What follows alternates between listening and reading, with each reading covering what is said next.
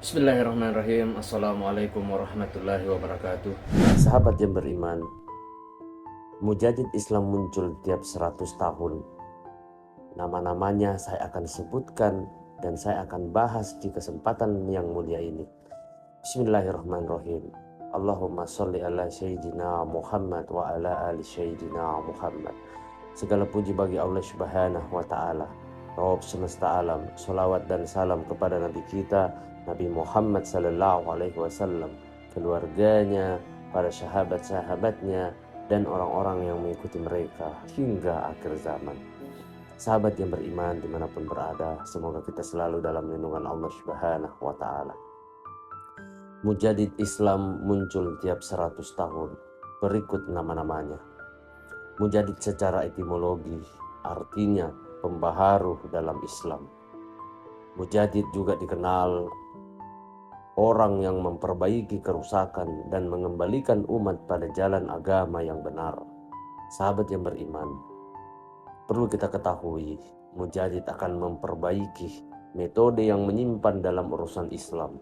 Ia muncul setiap awal kurun waktu 100 tahun atau 1 abad dalam kalender Hijriah. Mujadid ini biasanya dari kalangan ulama, orang alim, cendekiawan, muslim. Mereka adalah orang yang berpengaruh besar dalam menegakkan syariat Islam pada zamannya. Mujadid ini memiliki tugas untuk memperbaiki dan membersihkan Islam dari praktek-praktek bid'ah, khurafat, paham-paham sesat, dan kemaksiatan yang merajalela. Sahabat yang beriman, dalam sebuah hadis riwayat Abu Hurairah radhiyallahu anhu, Nabi Muhammad sallallahu alaihi wasallam bersabda, "Sesungguhnya Allah Subhanahu wa Ta'ala mengutus untuk umat ini pada setiap penghujung 100 tahun seseorang yang memperbaharui agamanya." Hadis riwayat Abu Daud, Hakim di dalam Mustadrak, dan Al-Baihaqi di dalam Al-Ma'rifah. Sahabat yang beriman, menurut Ustadz Amru Hamdani, ketika bid'ah dan kemaksiatan merajalela, Allah Subhanahu wa Ta'ala akan mengutus para ulama di setiap abad yang akan mengembalikan umat pada jalan agama yang benar. Mujadid ini akan memberantas bid'ah dan paham-paham sesat dan menegakkan kembali sunnah yang sudah tergerus dan pudar. Ini termasuk di antara keistimewaan umat Nabi Muhammad sallallahu alaihi wasallam. Sahabat yang beriman dimanapun berada, Ustaz Amru menjelaskan, Mujadid di setiap abad itu tidak mesti satu orang. Berdalil dengan keumuman hadis di atas dengan lafaz yang bisa bermakna satu atau lebih. Ibnu Hajar di antara ulama yang berpendapat demikian. Sahabat yang beriman, Imam Syuuti menulis satu kitab khusus yang berbicara tentang para mujadid setiap abad dengan judul. Sahabat yang beriman, berikut nama-nama mujadid setiap abad. Yang pertama, abad ke-11 Hijriah. Maaf, saya ulangi. Yang pertama, abad ke-1 Hijriah, Khalifah Umar bin Abdul Aziz, wafat pada 101 Hijriah. Kemudian yang kedua, abad kedua, Muhammad bin Idris Syafi'i atau dikenal dengan Imam Syafi'i, wafat 2204 Hijriah. Sahabat yang beriman, kedua sosok ini hampir disepakati oleh semua ulama. Bahkan Imam Syafi'i diisyaratkan langsung oleh baginda Nabi Sallallahu Alaihi Wasallam. Kemudian sahabat yang beriman, yang ketiga yaitu abad ketiga, Imam Ibnu Suraij, wafat 306 Hijriah, atau Abdul Hazan Asy'ari, wafat 324 Hijriah. Pada abad ketiga, Imam Nawawi dan Imam Tajuddin As-Subki lebih memilih Imam Ibnu Suraij, sedangkan Ibnu Azakir merojihkan Imam Asy'ari yang menempati Mujadid di abad ketiga. Sahabat yang beriman, kemudian nama yang keempat, pada abad keempat, Abu Hamid Al-Ispiriyani, wafat 406 Hijriah, atau Imam Sah bin Abi Sal As-Saluki atau Abu Bakar Al-Bakilani, wafat 400 Hijriah. Imam Ibnu Asakir lebih memilih yang terakhir. Kemudian nama yang kelima, abad kelima, yaitu Hujatul Islam Abu Hamid Al-Ghazali, wafat 505 Hijriah. Beliau termasuk mujadid yang disepakati oleh para ulama.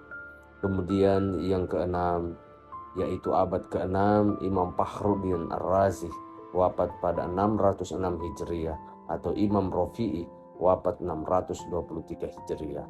Kemudian sahabat yang beriman, yang ketujuh, abad ketujuh, yaitu Imam Ibnu Daqiq Al-Id, atau wafat 702 Hijriah.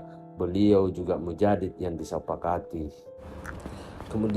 Kemudian sahabat yang beriman, yang kedelapan, yaitu abad ke-8, yaitu Imam Sirajuddin Al-Bulkini, wafat 805 Hijriah, atau Imam Iraqi, wafat 806 Hijriah. Kemudian yang ke-9, yaitu abad ke-9, Imam Suyuti, wafat pada 1911 Hijriah. Imam Suyuti menganggap beliaulah mujadid di abad tersebut. Kemudian abad ke-10, atau nama yang ke-10, yaitu Imam Samsuddin Ar-Romli, wafat pada 1004 Hijriah.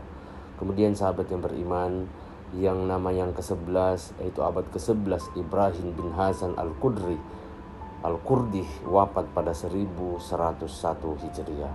Kemudian yang terakhir, abad ke-12, atau nama yang ke-12, yaitu Syed Murtaduh As-Sabidi, wafat pada 1205 Hijriah. Sahabat yang beriman dimanapun berada, semoga kita selalu dalam lindungan Allah Subhanahu wa Ta'ala. Demikianlah seterusnya hingga hari kiamat.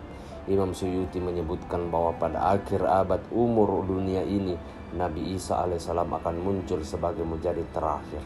Kata Ustaz Amro, pemilik toko mujadid ini tentu bukan asal-asalan, melainkan ada kriteria yang harus dipenuhi. Pastinya mereka adalah ulama berpengaruh di dunia. Jika diperhatikan, para mujadid ini wafat di tahun-tahun awal suatu abad baru. Misalnya Imam Syafi'i wafat pada tahun 204 Hijriah, awal dari abad ketiga. Ibnu Suraij tahun 306 Hijriah, awal dari abad keempat, dan seterusnya. Sahabat yang beriman, para ulama menyimpulkan bahwa makna waktu diutusnya mujadid dalam hadis itu adalah penghujung atau akhir abad. Jadi Imam Syafi'i menjadi mujadid di akhir abad kedua dan seterusnya.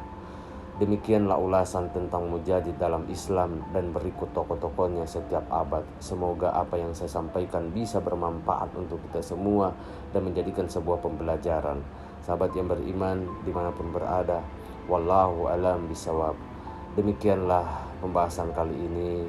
Semoga apa yang saya sampaikan, sekali lagi semoga apa yang saya sampaikan bisa bermanfaat untuk kita semua.